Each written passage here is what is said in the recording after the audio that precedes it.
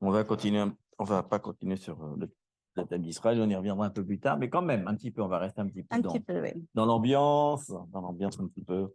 Et on va faire plusieurs choses, mais on va faire déjà un petit rappel. Vous savez dans quelle saison on est? C'est les questions pièges, ça. Bah oui, printemps. Exactement. Et Jonathan, ben aujourd'hui, voilà, c'était le bon truc. On est au printemps. J'attendais un réponse spirituelle, mais non, on est au printemps aujourd'hui. Et c'est ça dont on va parler aujourd'hui. Alors, on est au printemps. Il faut savoir, petite préalable, puisqu'on va parler un petit peu dans la parole de Dieu, c'est un petit peu inversé par rapport à nous quand on parle du thème de ça, parce que eux, ils plantent en automne, contrairement à nous, hein, et ils récoltent maintenant au printemps, en ce moment, quoi. c'est différent comme... Donc, c'est pour ça, des fois, quand on dit, mais attends, je comprends pas, ils parlent souvent parce qu'ils disent, on attend le temps de la dernière pluie, de la première pluie. Eux, c'est inversé, la première pluie, la dernière pluie, c'est l'inverse de nous, quoi. Donc, quand la parole de Dieu parle de ça, c'est important de se rappeler de ça, parce qu'on se dit, sinon, comment c'est un temps de récolte, mais c'est un temps pour nous, c'est un temps de planter, où on est première germination seulement. Donc, un petit rappel.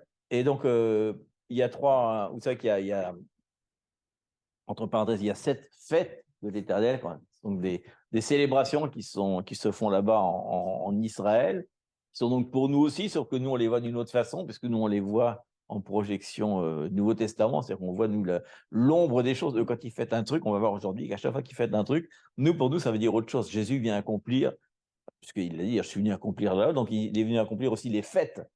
Donc, il y a 3 fêtes au printemps. Sur les 7, il y en a 3 qui sont au printemps. C'est maintenant. On vient d'en fêter une déjà, c'était Pâques. Là, on est en train d'en fêter une deuxième c'est une fête en 2 temps, en fait. Ça s'appelle en fait la fête des gerbes de blé, quoi. C'est-à-dire qu'ils mettent les gerbes ensemble, c'est pas comme en France, c'est pareil aussi. Donc là-bas, ils comptent par nombre de gerbes, quoi. Donc, bref. Et ensuite, il y a la fête de Shavuot, donc Pentecôte pour nous, hein, donc pour eux, c'est le moment où ils ont reçu les instructions de Dieu, les 10 commandements. Et pour nous, c'est le moment où l'Esprit Saint vient sur les croyants, donner la puissance du Saint-Esprit.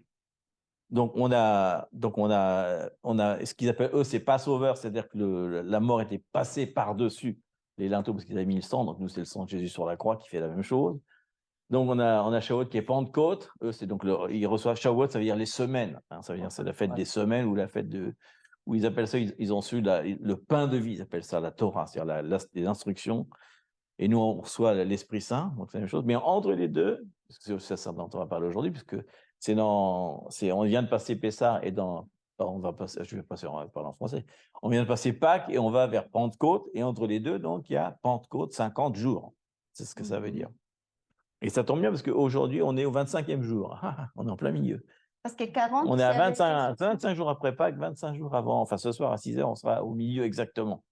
Mais 40, c'est avec Jésus, Oui. 10 qui attendaient Oui, mais c'est Pentecôte, 40 les On ne va pas spirituels. confondre les Ah, gens. d'accord. Il y a 50 jusqu'à Pentecôte, point final. Entre les deux, il se passe plein de trucs, on va en parler d'ailleurs. Mais voilà. Donc, qu'est-ce qui se passe aujourd'hui? On est au milieu, ça tombe bien. Donc, en quelle saison on est? On est au milieu du chemin qui est compté entre les deux. Mais on est aussi, en effet, au printemps, puisque le printemps, ça correspond pour eux aussi donc, au temps de la récolte. Donc, c'est pour ça que ce qui se passe, en fait, donc, dans la tradition, je vais faire justement, on va commencer déjà par les textes fondateurs sur lesquels on se base. Alors aujourd'hui, 25e jour aujourd'hui, donc cette fête dont on parle est entre le 6 avril et le 25 mai, c'est pour ça qu'on est au milieu. Et donc, la première chose qui se passe, mais je vais dire le texte après, c'est que le jour avant la fête des pains sans levain, c'est la fête qui commence après le Shabbat, donc le dimanche matin, ils sortent c'est la fête des pains sans levain, donc il y a une présentation de la récolte. Donc ils présentent la récolte et ils donnent une gerbe au sacrificateur, celui qui représente la présence de Dieu, et il va la prendre et la secouer devant tout le monde. Donc, comme s'il faisait tomber les grains, etc. Comme une espèce de dire, ouais, c'est la récolte. Et ils bénissent donc ce jour-là la prémisse, c'est-à-dire on déclare que la pluie va venir, que la récolte va être bonne, etc. Comme une Comme une bénédiction. bénédiction, etc. Et c'est donc le jour de la résurrection de Jésus qu'ils font ça.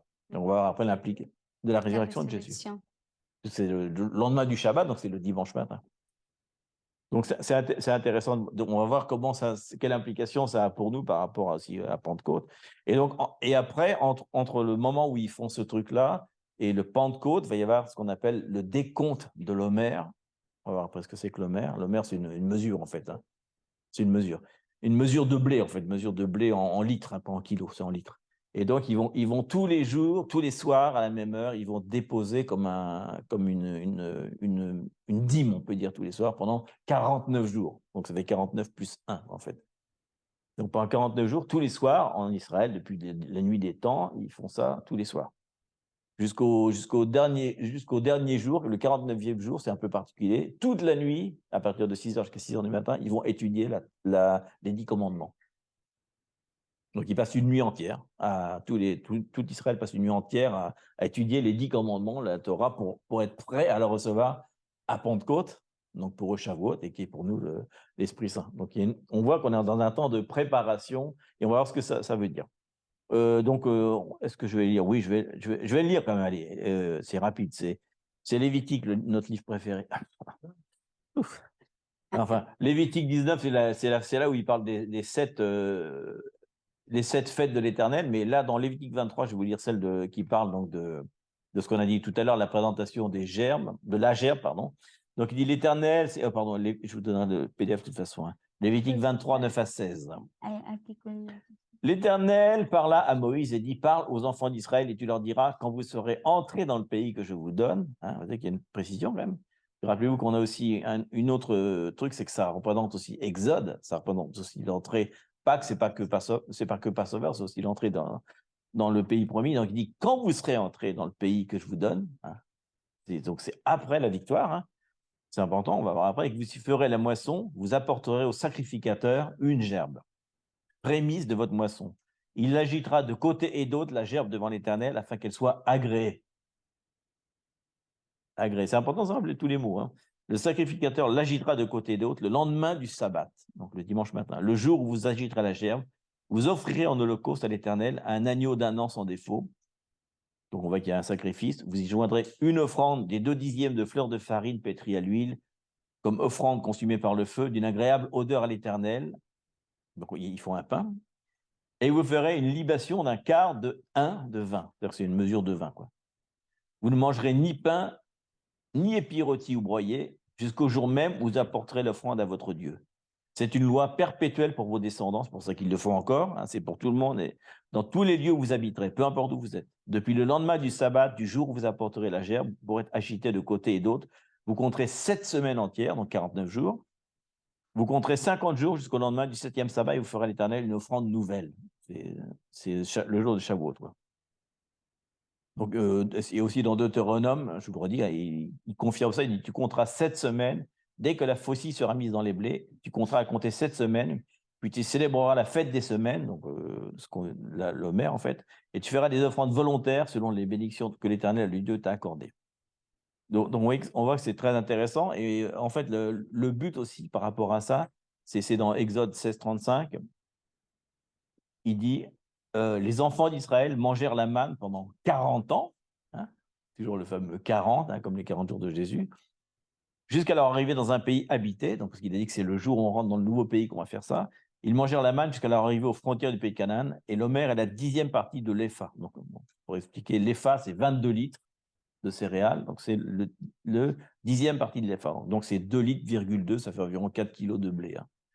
Faut dire. Donc, ça veut dire aussi que ça veut dire que ça veut dire aussi que c'est un remerciement à Dieu.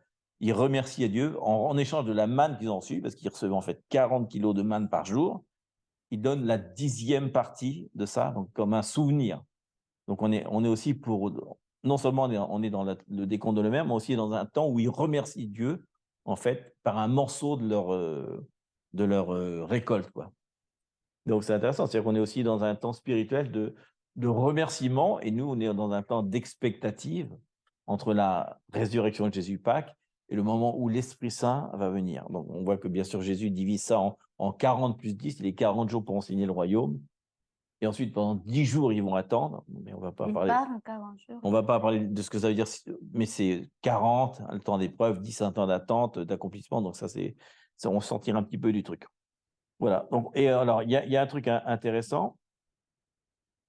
On voit que la Pâque et la fête des pains sans levain, donc, elles pouvaient être célébrées dans le désert. Mais par contre, la gerbe des prémices, il dit, vous serez entrés dans le pays. C'est une grosse différence. Hein. C'est-à-dire que quand Jésus meurt à la croix, c'est comme s'il nous faisait rentrer dans le pays, quoi, le pays promis, quoi. Donc, c'est important. Donc, je ne vais pas rappeler ça. Alors, on voit notamment que dans l'évangile de Matthieu, il va dire 7 fois, c'est intéressant, il dit 7 fois, je ne pense pas que c'est du coïncidence, il va dire 7 fois, le soir étant venu, et après qu'il a dit 7 fois le soir étant venu, on parle du tombeau, mais on sait qu'après, Jésus, le dimanche matin, donc le moment où eux, ils vont faire ça, Jésus est ressuscité. Donc, c'est intéressant. En plus, vous avez vu qu'ils disent que vous ne mangerez pas ni de pain, donc Jésus est le pain de vie, vous ne mangerez pas d'épis rôtis ou écrasés, il parle du sacrifice de Jésus. Et après, ils parlent qu'ils vont enfin pouvoir manger de la moisson. Et en plus de ça, qu'est-ce qu'ils vont faire? Il dit, vous allez faire une libation de vin. C'est-à-dire que d'un seul coup, vous allez boire le vin de vie. T'imagines tout ce que ça veut dire pour nous? Le pain est écrasé, ensuite le pain est fait, le pain de vie, et ensuite il y a le sang qui est répandu et ils boivent le vin. Sans savoir, ils commémorent en fait tout ce que Jésus fait à la croix. Donc, le vin, la joie, bien sûr, pour vous rappeler que quand ils boivent du vin, ça représente la joie. Et qu'est-ce qui va se passer quand Pentecôte va descendre? Ils vont dire, ah, ils sont saouls, ils ont bu trop de vin. Ils sont dans la joie aussi. Donc, on voit sans arrêt cette espèce voilà. Donc, Image prophétique. ouais, et on voit aussi qu'il tournoie la gerbe, hein, comme s'il voulait montrer tous les aspects de Jésus, quoi.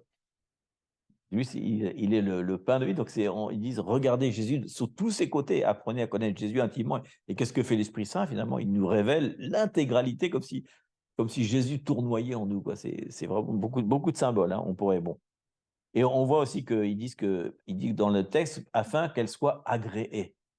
Et qu'est-ce que fait Jésus? En fait, quand il va à la croix, on est agréé devant le Père. D'un seul coup, on est justifié, on est accepté. Donc, on voit que tous les termes qui sont même dans Lévitique parlent de quelque chose d'autre qu'eux, ils ne C'est comprennent Jésus pas. même qui Ils parle. parlent carrément de Jésus, quoi. Oui. Donc, nous, pour eux, à l'époque, quand il est crucifié, ils voient un Nazaréen, un chef de secte qui est crucifié. Et nous, on voit Paul, il dit autre chose, il dit que c'est le grain de blé qui est tombé en terre, qui est mort et qui est ressuscité. Donc là encore, vous vous rappelez qu'il est dit que le grain doit tomber en terre pour pouvoir être planté et commencer à croître. Donc c'est fort. Donc en fait, tout ça, finalement, ça parle vas-y, ça parle de victoire, en fait. Parce que Jésus est mort et après il est ressuscité. Donc c'est pour ça qu'on dit les graines doivent tomber sur le ciel. C'est un peu espèce de physique, mais on parle spirituellement, c'est ce que Jésus a fait. Elle doit mourir, après elle doit ressusciter pour donner la vie à notre Père. Il dit aussi que la moisson commence à ce moment-là, parce que c'est le jour du début de la moisson. Donc, il nous parle que quand Jésus meurt, c'est le début de la moisson. On sait ce que ça veut dire, la moisson. Ça veut dire la moisson des nations, l'évangélisation peut enfin commencer. Il dit aussi qu'il y a une nourriture nouvelle qui nous est donnée, puisqu'il faut vous rappeler qu'il donne une recette de gâteau carrément dedans. C'est trop marrant. Il dit que d'un seul coup, il y a une nourriture nouvelle qu'ils ne connaissent pas qui est donnée, quoi. Il y a un vin nouveau, il y a une nourriture nouvelle, il y a un début d'une moisson. Et en effet, qu'est-ce que veut dire Jésus? Il veut dire faites de toutes les nations de mes disciples. Ce jour-là, il commence vraiment, il le fait pendant les 40 jours où il est là. Et qu'est-ce qu'il fait pendant 40 jours? Il enseigne le royaume aussi. Il vient juste pendant 40 jours enseigner le royaume, avec son corps glorifié en plus. Et c'est très surprenant parce que quand on regarde ce qui est marqué dans la parole, on voit 2-3 moments où il est là, mais ce qu'il fait pendant 40 jours, Jésus, en fait. Il y a 2-3 trucs qui sont décrits, mais il y a plein de jours, on ne sait pas où il est, donc il doit se balader un peu partout. Peut-être qu'il retourne dans l'univers faire quelque chose, je ne sais pas. Mais en tout cas, il a un corps glorifié, donc il fait ce qu'il veut. Ouais, mais en fait, un corps glorifié, c'est ce qu'on va avoir, mais c'est surprenant parce qu'on voit qu'il mange.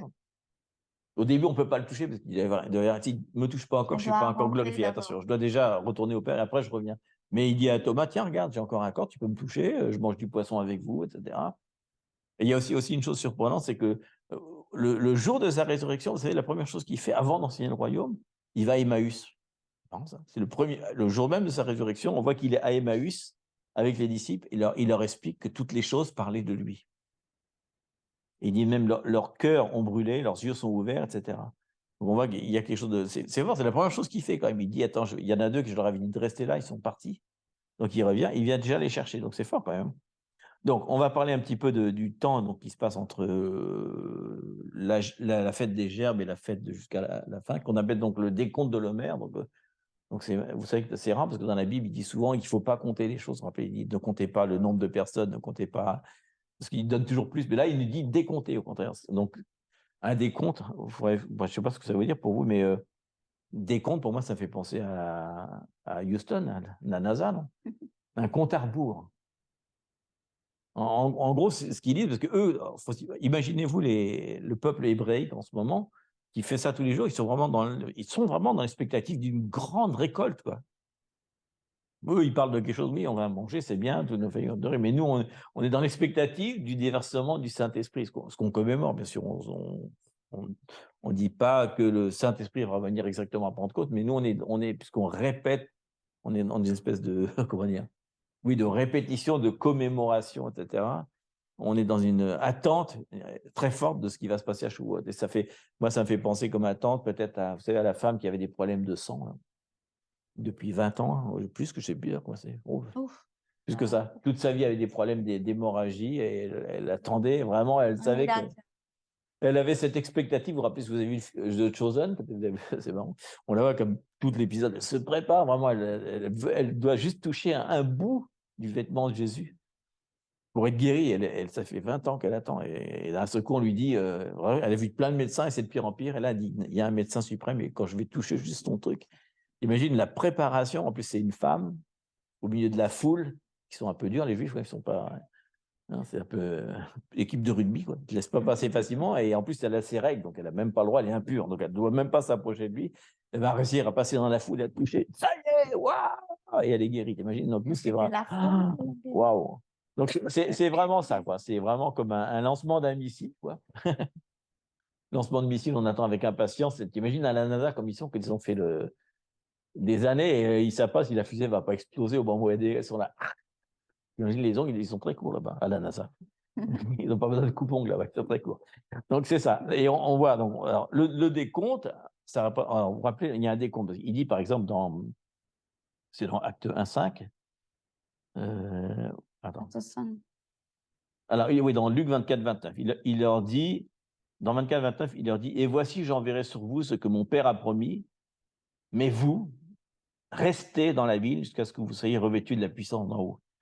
Donc, il leur dit bien, partez surtout pas, parce que c'est un peu comme si t'attends tout le temps, puis tu t'en vas autre part. Et c'est ce que font les deux d'Emmaüs. Hein. Ils s'en vont autre part. Il leur a dit de rester, mais ils sont découragés. On s'attendait au roi d'Israël. Je pensais qu'il allait battre les Romains, qu'il allait nous rendre tout l'argent qu'on avait payé. Etc. Il s'attendait à un roi. Il dit, mon royaume n'est pas d'ici. Et il leur dit, alors il dit, rester, c'est vraiment, c'est le mot katizo, qui vient de katartio, qui veut dire rester assis. Le mot, c'est rester assis, c'est même pas rester. Il leur dit, asseyez-vous, quoi. Parce qu'à l'époque, ça se faisait beaucoup. Alors, quand on dit asseyez-vous pour un juif, il sait ce que ça veut dire. Ça veut dire asseyez-vous, priez, soyez enseignés, restez dans l'étude, quoi. Donc, il leur dit même pas rester à Jérusalem, rester physiquement. Il dit soyez assis et étudiez. C'est ce qu'ils font. Vous vous rappelez, ils sont tous dans la chambre d'en haut et ils attendent la puissance. Et dans Acte 1,5, il leur dit vous serez baptisés dans le Saint-Esprit. Donc, Acte 2, ils vont recevoir ça. Voilà, il leur dit ça. Voilà. Je vais répéter, c'est une phrase quand même basique, Acte 1, 5, 8.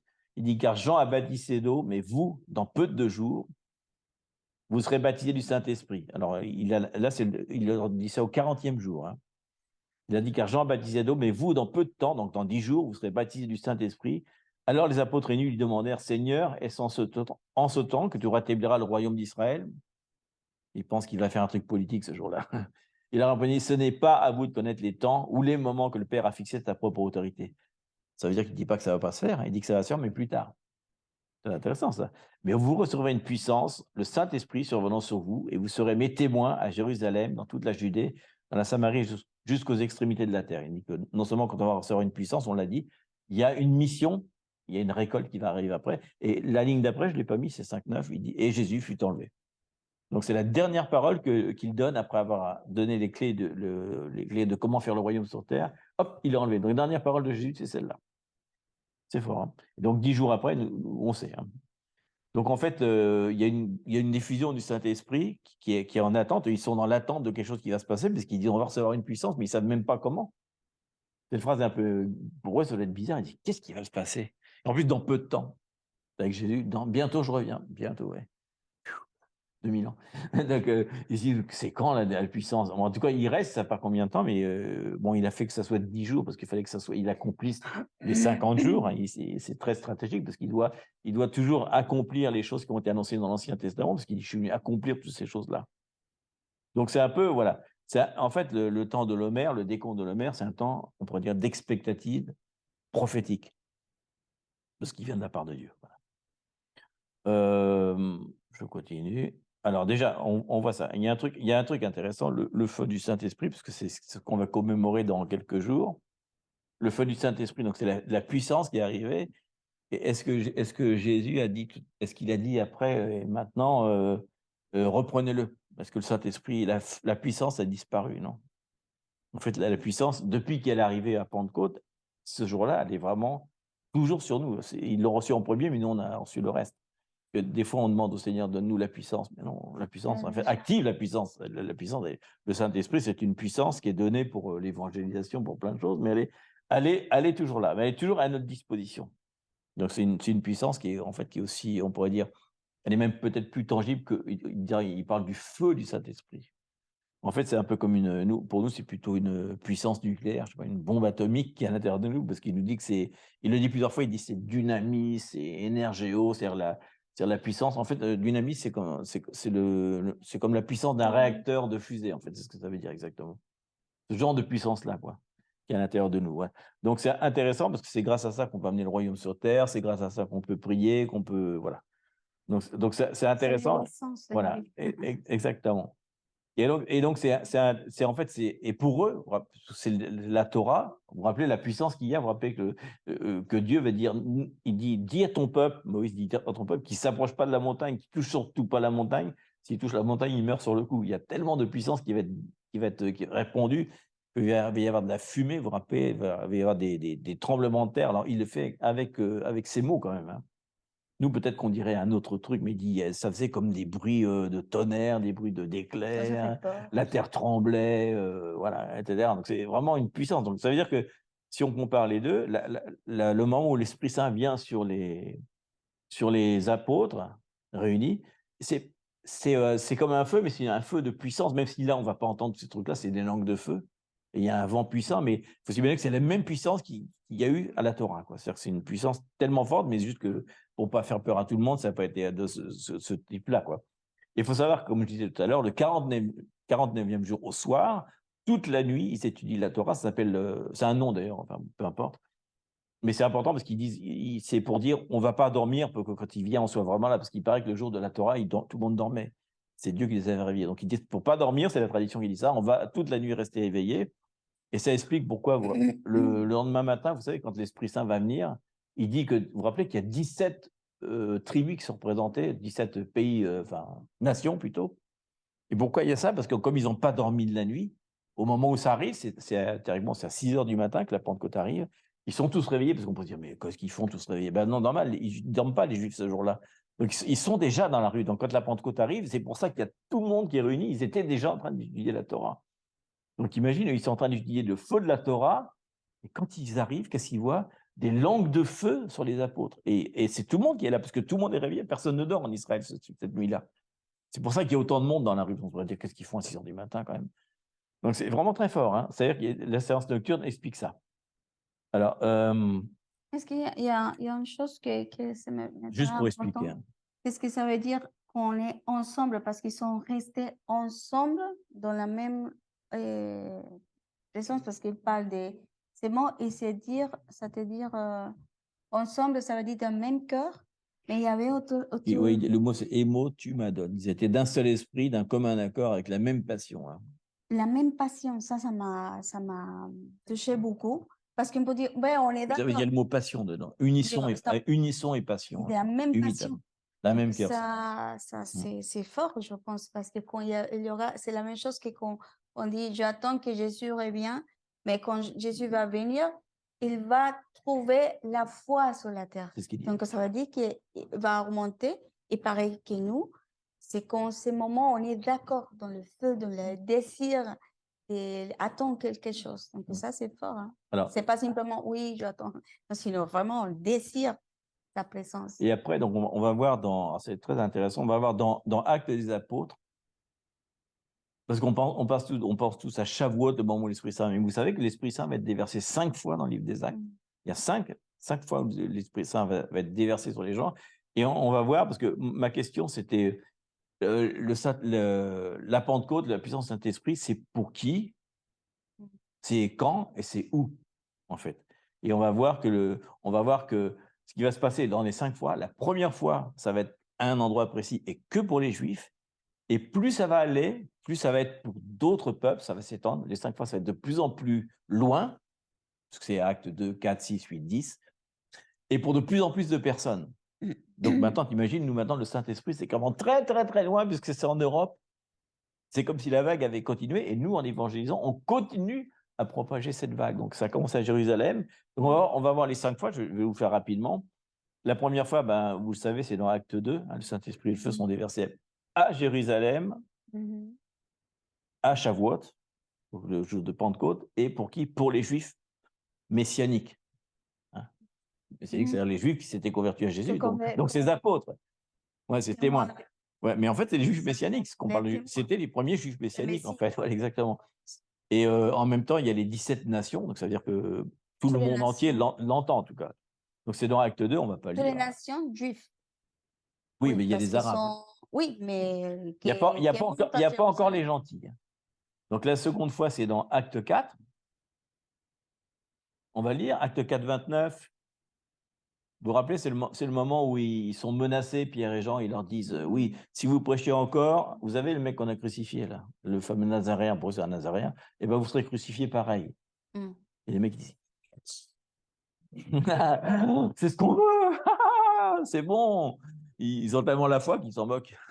Ils ont vu la résurrection, ils ont vu Jésus, tu imagines l'intensité de ce qu'ils ont, ils ont vu.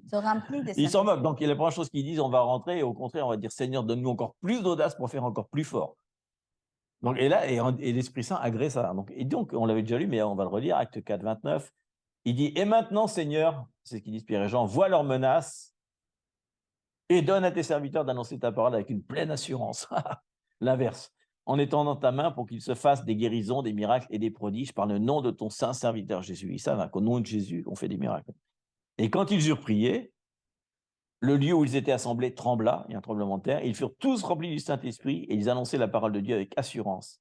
Et la multitude de ceux qui avaient cru n'était qu'un cœur et qu'une âme. Donc on voit deuxième épanchement du Saint-Esprit, si on peut dire, acte 4. La troisième fois, c'est acte 8.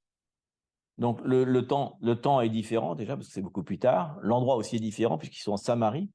Donc les gens sont des Samaritains. On rappelle que ce n'est pas ceux que les Juifs préféraient. En partie juifs, en partie pas juifs. On est en Samarie. En Judée. Oui. Oui, exactement. Il dit, vous serez mes témoins exactement, dès le départ, il nous dit ça, et ça se passe tout de suite.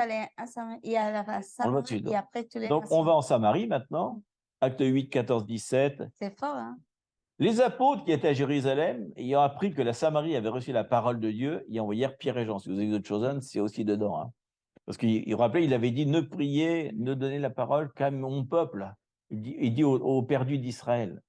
Et la première chose qui va se passer, c'est que malheureusement, ils ont été un petit peu trop loin, et quelques-uns des hellénistes, des Grecs quoi, à l'époque, ont entendu la parole de Dieu, ils ont dit « ouais, c'est génial, c'est exactement ce qu'on cherchait ». Donc, ils ont mis déjà le désordre un petit peu.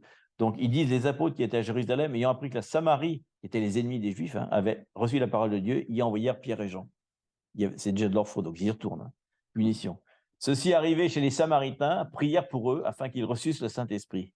Car il n'était encore descendu sur aucun d'eux. Il n'y avait aucun helléniste qui l'avait reçu encore pour l'instant. Ils avaient juste entendu, mais il n'y avait pas encore l'Esprit Saint. Donc, ils avaient seulement été baptisés au nom du Seigneur Jésus. Alors, Pierre et Jean leur imposèrent les mains et ils reçurent le Saint-Esprit.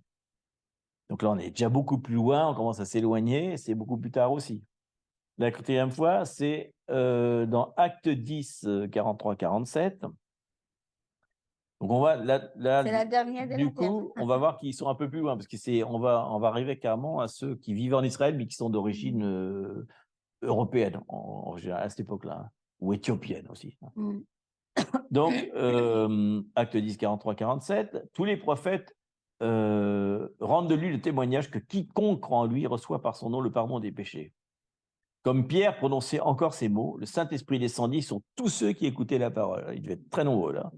Tous les fidèles circoncis, donc les Juifs qui étaient venus avec Pierre, furent étonnés de ce que le don du Saint-Esprit était aussi répandu chez les païens, les gentils, car ils entendaient parler en langue et glorifier Dieu. Alors Pierre dit, peut-on refuser l'eau du baptême à ceux qui ont reçu le Saint-Esprit aussi bien que nous? Et il leur donna qu'ils fussent baptisés au nom du Seigneur, sur quoi ils les prièrent de rester quelques jours auprès d'eux. Donc, d'un seul coup, le seul fait, t'imagines, ils font rien d'autre il n'y a pas d'impartition. Ils sont juste en train de parler de la puissance du Saint-Esprit. Le seul fait de parler, ils tombent sur tout le monde. Je vais peut-être, je sais pas, 5-6 000, quoi. C'est impressionnant. Et les Juifs sont surpris. Ils pensaient toujours que c'était que pour eux. Il leur dit, mais s'ils ont déjà reçu, ils vont à l'envers. Ils reçoivent déjà le parler en langue et tout ça. Et après, ben, tiens, on va les baptiser maintenant. Attends, d'habitude, dans nos églises, on fait l'inverse. Non, non, pas la peine. Il y a tellement de puissance déjà que, waouh, ils disent, ouais, qu'est-ce qu'on fait maintenant? On les laisse comme ça. Alors, ils ne sont pas fous. Tu as vu, ils leur imposent pas. Ils disent, qu'est-ce qu'on fait? Ils connaissent déjà la réponse.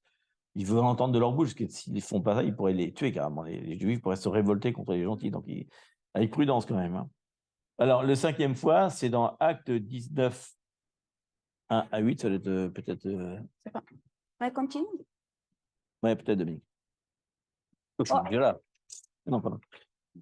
C'est Dominique et... D'accord, ben, si je continue, bon, ils vont arriver à la fin, c'est bien. J'attends que la musique se termine. Oui, oui, ils travaillent avant. Ouais. Donc, on voit que la dernière fois, c'est dans Acte 19, 1 à 8. Donc là, le peuple, c'est carrément les païens, et c'est même plus dans Israël. On est carrément sorti du pays. Là, hein. Donc là, on est en fait à Éphèse, Corinthe, l'Asie mineure, etc. L'endroit un des plus durs, parce qu'il y a des grosses croyances là-bas.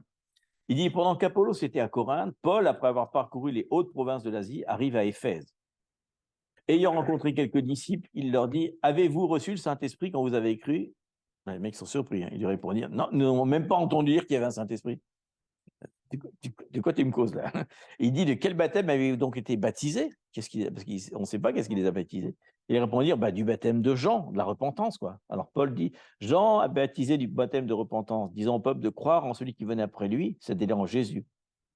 Et sur ces paroles, j'imagine, il a juste dit ça. Il a juste dit, il dit quelques mots. Et sur ce, d'un seul coup, wow, sur ces paroles, ils furent baptisés au nom du Seigneur Jésus. Et lorsque Paul leur eut imposé les mains, le Saint-Esprit vint sur eux, ils parlaient en langue et prophétisaient. Ils étaient en tout environ 12 hommes. C'est pas énorme. Mais rappelez-vous que Éphèse, qui était romain, a été entièrement converti au christianisme à ce moment-là. C'est impressionnant. Avec 12 personnes, ça a converti tout, et jusqu'à maintenant. Hein. Ensuite, Paul entra dans les synagogues où il parla librement. Et pendant 3 mois, il discourut, il parla sur les choses qui concernaient le royaume de Dieu, s'efforçant de persuader ceux qui l'écoutaient. Wow. Donc, notre conclusion un petit peu, c'est aujourd'hui, le Saint-Esprit est disponible pour l'ensemble de la terre. Hein. Il peut se répandre n'importe où, n'importe quand, etc. Donc, on voit que ce qu'il a commencé là, au début, en fait, on voit c'est vraiment comme des vagues, hein, puisqu'on voit au niveau du temps, il y a comme une vague de temps. Hein, il y a un certain temps qui se passe. On voit qu'il se passe 3 mois, des fois 6 mois, etc. Mais ça avance et ça touche de plus en plus de monde. Il y a au début juste les Juifs. Et ensuite, ça s'étend à tout le monde. Donc, qu'est-ce qui se passe maintenant? C'est exactement ça. Donc, il y a vraiment, on pense que vraiment, en ce moment, il y a un jour, il y a quelque chose qui se passe. Vous l'avez peut-être remarqué qu'en ce moment, il y a un mouvement mondial de prière. On va y participer avec Ésaïe 62. Mais il n'y a pas que ça.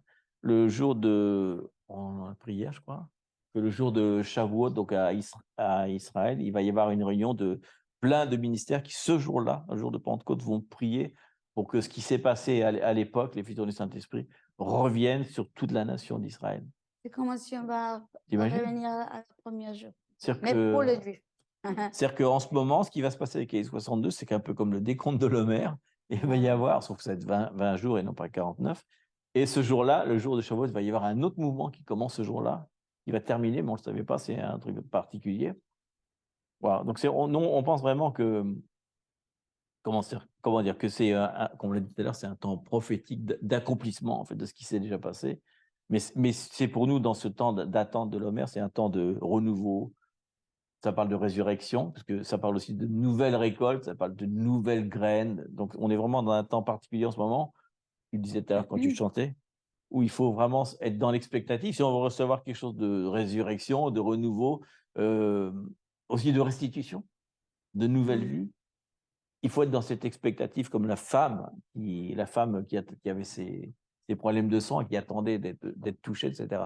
Donc, c'est important de toujours savoir, en plus on en a parlé sans arrêt, on est le temps de la tribu d'Isaacar, on est le temps où il faut savoir où on est, si on peut être perdu, on a intérêt à savoir. Et je pense que si on est là tout ce matin, on est vraiment pour recevoir quelque chose et qu'on est vraiment...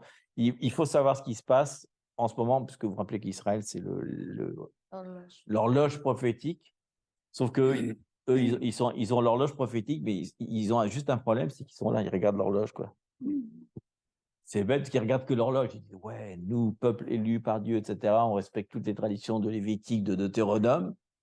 Mais en fait, ils les respectent. Est-ce qu'on respecte les choses quand on ne sait pas ce que ça veut dire? C'est un peu comme si tu obligeais un... Oui, oui, c'est ça. Mais c'est un peu comme si tu obligeais un... Tu vois, si tu obliges un enfant à obéir, tu vois, par la force, tu l'obliges à obéir, mais il ne comprend pas pourquoi il doit obéir. C'est différent quand tu dis à un enfant, tu dois obéir, parce que si tu fais ça, si tu mets ta main sur le feu quand il est allumé, ça fait très mal. Il te brûle. Ah, Une explication. ah d'accord, j'ai compris. Donc, quel est le travail en ce moment des juifs messianiques, donc de ces mouvements du 0,2% de personnes qu'il y a là-bas? Oui, il faut savoir quand même que, parce que des fois on parle d'Israël, mais c'est ce qui est important, parce qu'on ne se rend peut-être pas compte des choses, c'est important de mettre les choses dans la perspective. À Israël, il n'y a que 75% de juifs. Il y a 25% d'arabes quand même à Israël. Il faut se rappeler de ça. Et dans les 75% de juifs, ça fait déjà pas beaucoup, dans l'aile, il ne reste plus que, ils sont 6 900 000 actuellement. Il n'y a que 30% des juifs qui restent, donc qui sont dans la religion. Les autres sont tous pas religieux du tout. Hein. Donc ça fait 30% de 70%. Ça fait, alors, ça veut dire que 15% d'Israël, sur les 6 millions, sont des gens qui croient vraiment. Imagine. Donc c'est pas beaucoup quand même. Et malgré tout, ce sont eux qui font les lois. Les lois sont votées par les juifs traditionalistes. Les orthodoxes, c'est les orthodoxes qui font ça. C'est pour ça qu'ils ont essayé de passer une loi anti-messianique. Et dans les messianiques, il y a 0,2% seulement de la population qui est messianique. Mais c'est mieux que ce qu'on pense, parce que c'est 0,2% contre seulement finalement 30%. C'est pas contre 100% non plus, quoi. Et ça grandit sans arrêt, sans arrêt. Et je pense que eux, justement, ils essayent d'amener ça. Ils essayent d'amener l'entendement. Ils essayent de dire, tiens, parce qu'en plus, ils parlent en hébreu, c'est plus facile, parce qu'ils n'acceptent pas ceux qui ne parlent pas en hébreu. Hein, ils sont assez durs. Hein. Et donc, ils leur font juste essayer de comprendre, regardez ce que vous faites là. Vous êtes en train de fêter quelque chose que nous, on fête, dont on est l'accomplissement. Donc, c'est tout leur travail, c'est d'expliquer par la parole de Dieu, donc par l'Ancien Testament, le Nouveau Testament. C'est un travail un peu compliqué, parce que quand tu as les yeux fermés, ils sont vraiment fermés. Hein. C'est difficile, surtout qu'ils sont fermés depuis des générations, 4000 ans, depuis Lévitique. Donc, ils fêtent des choses complètement religieuses, qu'on dit à la fois, nous, on n'est pas judaïsants, mais nous, on a l'entendement de ce qui se passe et on sait, c'est fait partie de notre peuple, puisqu'on doit rentrer avec eux. Mais on pense qu'il y a en ce moment, et c'est pour ça que tout le monde le fait en ce moment, on pense que peut-être là, il y a un temps précis à Shavuot, ce Shavuot 2023, où quelque chose va vraiment se passer, quand tu as quand même 100 millions de personnes qui prient pour quelque chose, Dieu écoute quelque part. Et si je vois quand même que tous les ministères du monde ont reçu la même parole quand même. Ils ne se sont même pas concertés. Ce truc qui devait se passer le 28, c'est l'Esprit de Dieu, justement. c'est bien avant que Ésaïe 62 ait été fait. Ça remonte déjà à 1 an. Et on parle entre eux, ils disent, tiens, toi aussi, tu as reçu ça.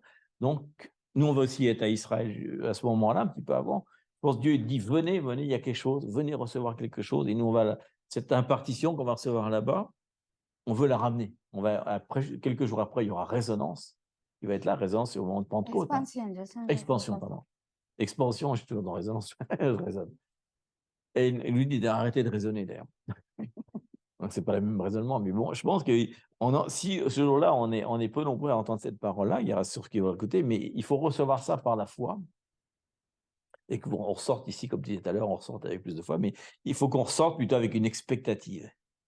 Vous vous rappelez ce qu'on avait dit de la personne qui était dans un bar et qui dit, mais c'est marrant, le barman, il sert tout le monde, mais pas moi.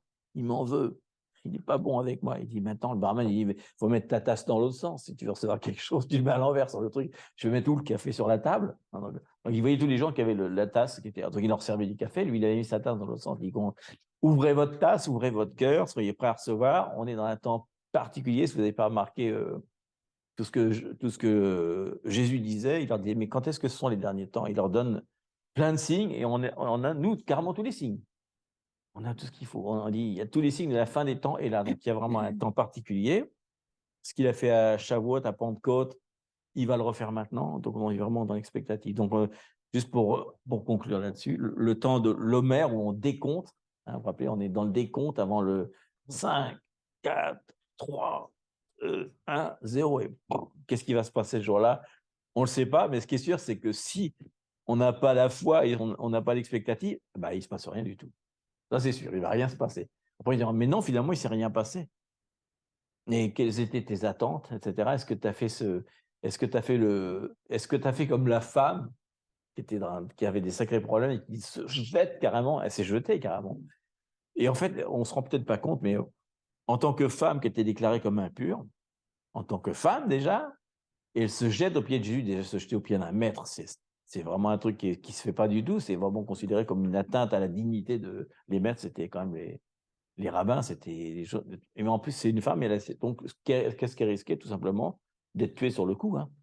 Théoriquement, le salaire qu'elle aurait dû recevoir ce jour-là en tant que femme impure ce Jean-Pierre Lemaitre, c'était qu'il la tue immédiatement sur le champ. Il lui envoie des pierres sur la tête pour la tuer de cette façon ignoble qu'il faisait à l'époque, mais elle a dit peu importe, c'est une question de vie ou de mort, quoi. Donc, imagine, on se rend peut-être pas compte de l'expectative qu'elle avait, hein. L'expectative, c'était waouh, Seigneur, waouh. La même expectative que Pierre et Jean, quand ils leur disent bon, vous allez être crucifiés si vous continuez.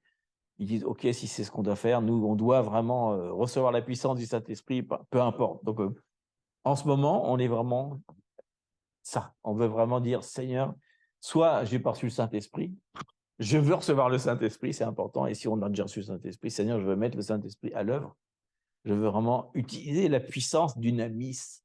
Et il dit, c'est une puissance qui produit des résultats. Donc, je veux voir des résultats dans ma vie. Ce n'est pas une puissance. Ils disent que la puissance du Saint-Esprit vient sur nous pour faire des miracles, des prodiges, des guérisons. Voilà, donc c'est d'autres choses à rajouter. Oui, Ok. surtout que c'est important ce que tu viens de dire. Et l'expectative, parce on peut venir chaque année comme eux, Comme, ouais, chaque année religieusement. On parle de eux comme si c'est eux, mais finalement, on est-ce est que pareil. nous, on est pareil? Mm. On vient chaque année pour fêter les mêmes Shavuot ou Pentecôte. Chaque année, il ne se passe rien. Ah, Mais c'est vraiment, il ne se passe rien du tout. Hein. mais c'est pas, c'est justement, tu as dit un mot que le Seigneur déjà nous a parlé, c'est de vie ou mort. On est en temps de vie ou mort. Ça veut dire que la première chose, c'est de donner notre premier pas, parce que Christine nous dit tous les jours qu'elle a reçu un jour, fais le possible et je ferai l'impossible. Impossible. Voilà. C'est ça ce que le Seigneur l'avait dit. On doit faire ce qu'on a à la main. Après, c'est le Seigneur qui se charge de faire les choses qui nous manquent. Ou même, si on n'a pas le courage, simplement, si on n'est pas de ce sens qu'on parle aujourd'hui, dis-le. Seigneur, je ne te connais pas. Seigneur, je entends ça, je le lis dans la parole, mais j'aimerais bien savoir ce que c'est. Parce qu'on parle d'une passion. Parce qu'il a dit tout le monde est d'accord avec la passion. Donc, qu'est-ce que ça veut dire la passion, Saint-Esprit? Donne-moi, parce que j'aimerais bien recevoir sa puissance qui est déjà là en nous, mais qui se manifeste. Et là, s'il va le donner, parce qu'on attend beaucoup des témoignages, par exemple, sur les musulmans. Aujourd'hui, ils sont vraiment reçus à Jésus, et même les Juifs comme le Messie. C'est pareil, parce qu'ils sont tellement écoutés partout, Jésus, que c'est Jésus, c'est que Jésus, c'est qui tu es finalement. Parce que quand on commence à lire, ils sont dit, mais ils parlent, parce qu'on a entendu cette semaine un témoignage d'un juif, bon, beaucoup, mais celui-là était fort. C'est fort parce que le juif, il a dit, pourquoi tout le monde me parle? Et en plus, on peut dire que tous les juifs sont religieux. Et non, c'est pas vrai. Il y a plusieurs de courants comme nous, pareil. Mais ils fêtent religieusement les traditions, mais ils ne sont pas croyants. Donc, c'est pareil. Donc, ils sont partis chercher partout à Dieu parce qu'ils cherchent vraiment à Dieu. Et finalement, quelqu'un, elle a rentré justement dans le mouvement des chrétiens. Il y a eu des chrétiens. Et à ce moment-là, le donner en Bible. Le Nouveau Testament. Un Nouveau Testament. Donc, il a pris le Nouveau Testament et dit, mais là, c'est comme si je lis vraiment notre Torah. Évidemment, parce qu'il parle de Jésus, les traditions, il y a partout. Il dit, c'est la même chose. C'est quoi ça? Donc, ça intéressait. Elle a demandé au Seigneur, à Jésus, dit bon, si tu existes, montre-moi. Et vraiment, elle est arrivée comme ça et Jésus vraiment le transformé. Et là, on sait en ces moments. En fait, il a fait comme Gédéon, parce que Jésus est venu dans un rêve. Ah oui. En plus, le rêve est fort. Hein, et il a dit, oh, si c'est toi, que je refasse le même rêve demain. Et il a fait 5 fois. Il était tellement. Parce que le gars il faut voir dans le contexte, c'est un gars du djihad. Lui, en fait, quand il a été convaincu, etc., il a dit, il a eu l'opportunité de venir faire un attentat. Ah non, tu parles de. Oui, de l'autre, je oui. parle de Tu juifs, parles de la chair. Mais le musulman, voilà. En fait, des musulmans. il a dit, OK, donc ils ont dit, c'est bon, il a été formé pour faire des attentats. Et il dit, non, toi, tu vas pas participer. Il a dit, Jésus, pourquoi tu me rejettes? Il a dit, non, pardon, Allah, pourquoi tu me rejettes? Moi, je voulais mourir demain pour être un martyr, tu vois, pour le summum, quoi. Donc, il a commencé à rejeter la religion musulmane à Parce cause de que ça. c'est un Il cadeau voulait que mourir. les Il a gens dit, qui comment ça, je croient peux pas mourir demain? Je en voulais Jésus. mourir, moi, je peux aller avec toi. Toi, il était ça. T'imagines la passion, quoi.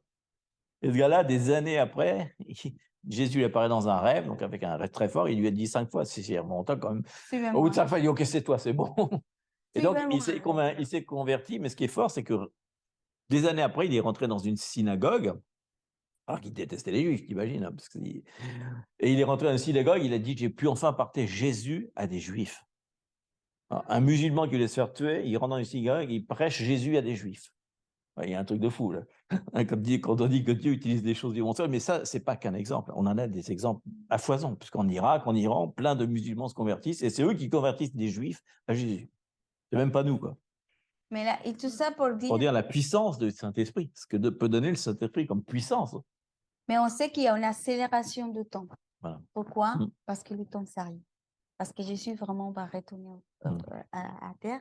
Évidemment qu'on attend sur terre, on attend vraiment qu'Israël dit bénis le Seigneur.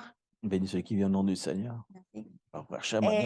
Donc, on sait vraiment qu'il y a ces mouvements, que c'est le même Esprit de Dieu qui a mis en ces mouvements. C'est lui qui l'a créé, c'est pas de lui, ah, c'est une bonne idée. Ouais, c'est pas non, les c'est vraiment ministères. que le Saint-Esprit a commencé à Convaincre. parler à tous.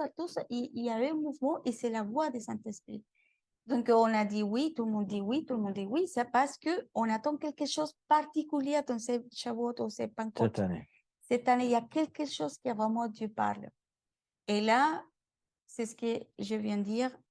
C'est une décision de nous-mêmes de continuer comme ça et d'être surpris qu'on a eu, c'est quelque chose, on c'est parti être préparé, ouais. de ces mouvements, de dire, Seigneur, je fais le possible. Le possible, c'est quoi? Ma décision. Je prends la première pas. Seigneur, montre-moi. Révèle-moi ton esprit. Fais tomber s'il y a des religions en moi, fais-le. S'il y a une coutume, parce qu'on peut faire la tradition, mais pas vraiment une relation, Seigneur, montre-moi. Dieu est vraiment simple, elle ne te juge pas. Elle est déjà à la croix, il nous a libérés.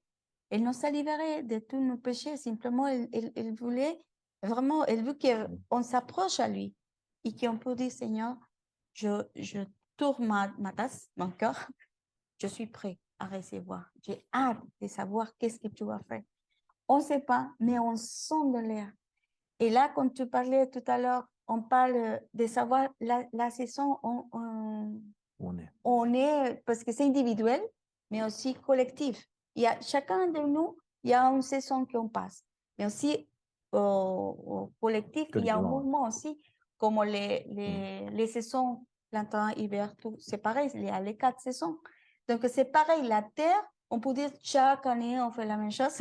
C'est comme si on dirait à la terre, chaque année, vient l'hiver, vient l'automne, on peut rester, arriver l'automne, le printemps arrivé, l'été arrivé. Non, il y a une expectative, même notre façon de changer nos vêtements, le soleil arrive, les fleurs partout. Même le Seigneur le dit, malheureux, vous connaissez les saisons naturelles, mais vous ne regardez pas les saisons spirituelles. Exactement. Donc, il y a quelque chose de spirituel que le Seigneur nous pousse. Vraiment, c'est lui qui nous pousse. C'est nous d'obéir. Obéir, c'est de dire, oui, Seigneur, je ne comprends pas tout, mais je suis là. Je suis à l'expectative. Je marche avec toi, Seigneur. Enseigne-moi, montre-moi et je marcherai avec toi. Donc, je pense que ce Et, moment, et aussi, on veut tous d'ailleurs la puissance du Saint-Esprit, etc. On parlait tout à l'heure d'expectative, de compte à rebours. Hein, c'est-à-dire que compte à rebours, c'est un peu que imagine le compte à rebours, qu'est-ce qui se passe quelques jours avant? Les astronautes vont monter dans la fusée avant qu'elle soit envoyée. Et tu imagines les mecs, ils attendent. Ah, j'ai pas pris la bouteille d'oxygène. Oh, ben, j'ai pas mon casque. Si jamais la fusée part, ils sont mal hein, quand même. Donc, il faut quand même préparer des choses avant parce que quand la puissance va venir, si on n'est pas préparé, ça va nous dépasser, on va chuter en fait. On va même pas arriver à l'utiliser, la puissance qui va nous échapper des mains. Quoi. Et donc, c'est pour ça que ce décompte est très important et qu'on doit rester tous les jours, il faut vraiment rester dans la prière, dans l'intercession, dans la louange. Il faut vraiment se préparer parce que le jour où on va recevoir le truc, on va se brûler les mains avec cette puissance qu'il veut nous donner. Donc, on doit. Non, mais on va se brûler les mains. Imagine-toi, comme on avait dit une fois.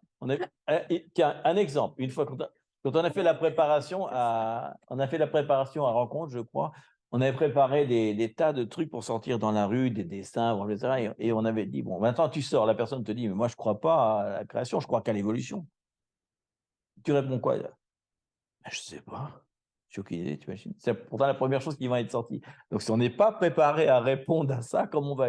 Tu disais, si on n'est pas bien dans le famille, comment on va amener l'unité? Si on n'est pas préparé avec des questions aussi bêtes que ça que les gens vont nous poser, etc., comment on va partager la parole de Dieu?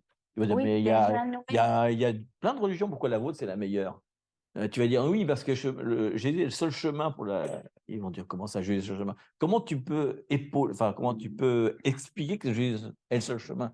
Est-ce que c'est de l'orgueil? Est-ce que c'est très difficile cette parole-là quand tu l'entends la première fois? Moi, quand j'ai entendu ça, ça m'a choqué. J'ai commencé à dire, non, mais il y a quelque chose derrière. Il y a quelque chose à dire. Donc faut se préparer vraiment parce que quand Pentecôte arrive, si des Juifs viennent, il va falloir partager des choses avec eux. Donc, qu'est-ce qu'on va leur dire? Qu'est-ce qu'on va leur dire?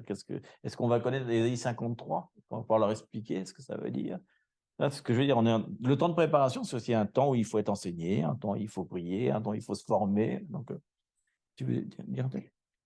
aussi, tu parles de la préparation et la préparation aussi, c'est l'amour parce que finalement, c'est l'amour qui nous soutient. On ne peut pas partager. Surtout avec les Juifs, il faut qu'il y ait vraiment. Surtout les Juifs et les musulmans qui sont un peuple dur, il faut vraiment avoir une humilité puis un amour profond pour eux. Quoi. Donc, l'amour, c'est important parce que l'amour, finalement, on doit le s'aimer parce que la parole le connaît bien. Donc, on ne peut pas arriver comme des arguments. Non, c'est l'amour. Et une chose que je trouve pour nous, en tout cas, Seigneur, on sait aussi que pour la France, il y a, je ne sais pas combien de pourcents de Juifs, mais pour nous, c'est important de dire, c'est un temps de préparation, on parle. Une préparation. Non, je vais changer de thème. C'est un temps de préparation pour Pentecôte. Donc, on se prépare. Et comment on se prépare? Parce que Jésus, même dans la clé, l'acte 1, il a dit, vous recevrez le pouvoir. Il est déjà en nous. Parce que c'est l'Esprit de Dieu qui a soufflé la vie en nous. Mais il a dit, avec, comme on a parlé tout à l'heure, ensemble, dans la passion, dans l'attente. Donc, on s'attend, on attend le jour de 40 jours. Le Saint-Esprit, en ce moment, nous parle des royaumes. Nous parle qu'est-ce que ça veut dire établir le royaume de Dieu. Le royaume de Dieu vient avec la force et la conviction, vient avec l'amour. Il vient aussi la décision en nous de dire, je sors de moi, comme on dit tout à l'heure. Il a dit avec passion pour être témoin de lui. Mais la seule façon, c'est de nous approcher à son amour. Et elle nous donne l'espérance, elle nous donne la force, elle nous donne les stratégies ou la clé pour nous, pour sortir où nous sommes. Elle nous donne ces paroles puissantes qui viennent à travers de son esprit pour nous convaincre. Et c'est ma prière aujourd'hui et je prie pour ça. On prie pour ça, Saint-Esprit, on est à l'attente de toi. C'est pas un attente religieux ou de faire oui, les commandements de chaque année, sinon vraiment on est à l'attente de nous transformer pour ton esprit, pour ton amour. Parce que finalement, c'est ce que tu veux, Seigneur, d'avoir un peuple et un royaume, ton royaume, Seigneur. Et nous sommes partis de ton peuple, Seigneur. Merci pour l'amour qui nous transforme. Merci pour nous libérer de tout à la croix. Et qu'aujourd'hui, nous pouvons dire, Abba Père, et on peut dire aussi, Saint-Esprit, manifeste ta puissance dans nos vies, dans nos familles, dans notre quotidien, Seigneur.